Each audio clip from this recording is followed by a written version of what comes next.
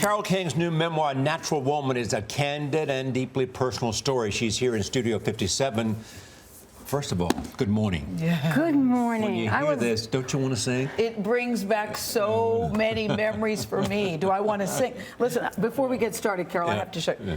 Look what I brought from home. That's a favorite picture, too. I always wondered, what was the cat's name? Telemachus. Oh, that's right. Father of Ulysses. So listen, I've been a Carole King fan. The dog ate the album, but the record was fine.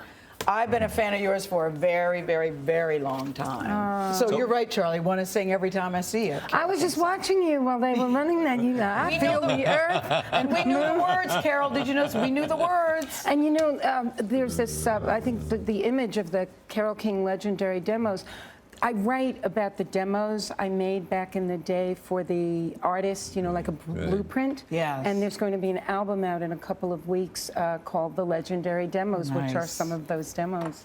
What do you want us to know about Carole King? Oh my gosh, well, there's about 400 pages of what I wanted you to know, and actually some things that I maybe was not sure I wanted you to know, but I decided to write about them. There's a part of my life, my third husband, Rick Evers, abused me. Yeah. And I stayed with him, and those two sentences together is a crazy dynamic. No, you even said, I'm embarrassed to tell you this, because the abuse started early in the relationship. You married him even after the abuse. Yes, I did. But Hope you said sprang eternal. But yeah, keep hope alive. But in that respect, you said it changed your judgment about abused women, because what did you think before about them, and what did you think after? Well, it was, you know, if anybody ever did that to me, I'd never stay with somebody who did that. But, you know, this is in the book, but the reason I wrote about it and the reason I decided to include that story is because there are women out there, and some men, who are experiencing this, who think, oh, they're so ashamed, they feel guilty, they feel like it's their fault, they feel like they don't deserve to be safe, they don't know what they think. And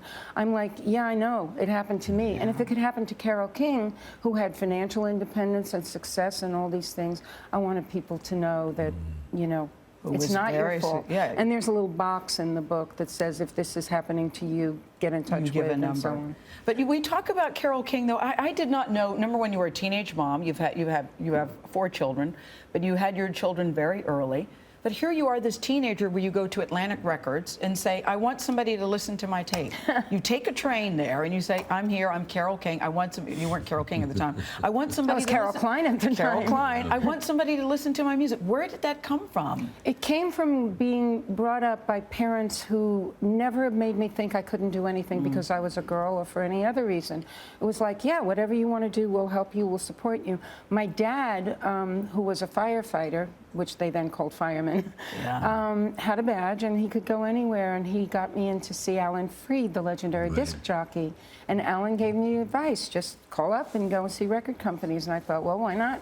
She writes, Charlie, in the book about there's no better joy than seeing your notes and squiggles come out of someone else's mouth. And you remember the first time that you heard somebody singing your song. I want to know what it was like when you heard yourself on the radio, you're Carole King singing your song. Do you remember that moment? When people heard you. I don't remember a specific moment, because by then I was used to hearing my voice on demos, the demos.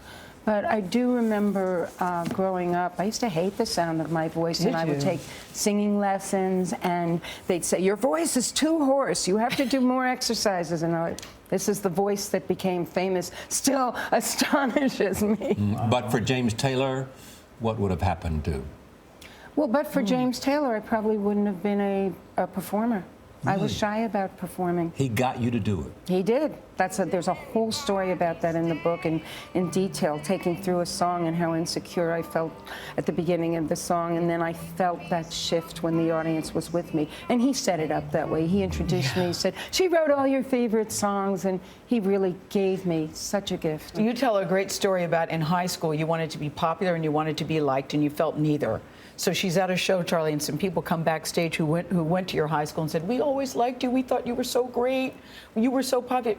Wasn't that a sweet moment for you? It was very sweet. And they also said, we thought you were so pretty. And I never thought of myself as pretty. And, no? You know, I say this in the book. I say, you know, if only when we're young, you know, we feel like we're this not able to measure up. If we could tell ourselves, you know, be yourself, you're beautiful, you're smart, you're funny, you're everything you aspire to be, you're already there. What's the most requested? Like it. What do they most want you to sing when you are with an audience? You know, it's hard to know because they're not in a request situation, but most of the songs from Tapestry are, Yeah, you know, exactly. they like I Feel the Earth Move because it's upbeat. I watched you. Yeah. I saw you. Yes, yeah. And, but I did find out on iTunes, the most requested song of mine is It's Too Late. Too late, baby. Why do you think Yeah. that is? Yeah. I think because people are going through tumultuous times in their relationship, and those lyrics are by Ms. Toni Stern, and her lyrics, you know, speak for people who are going through divorces. And I've had two. You know, a lot of people have a lot of different stories. Very common stories are, your song, It's Too Late, got me through my divorce. And here's little Joey, he got conceived, a natural woman. I'm like, TMI. Thank you, Carole. Really, really, truly Thank you for an honor having to see me. you. And likewise, I have great respect for both of you. Thank Really. you. Thank you. Carole King's The Book is A Natural Woman is now available in bookstores and online. And you can look for her new album, she just mentioned it, called The Legendary Demos, April 24th.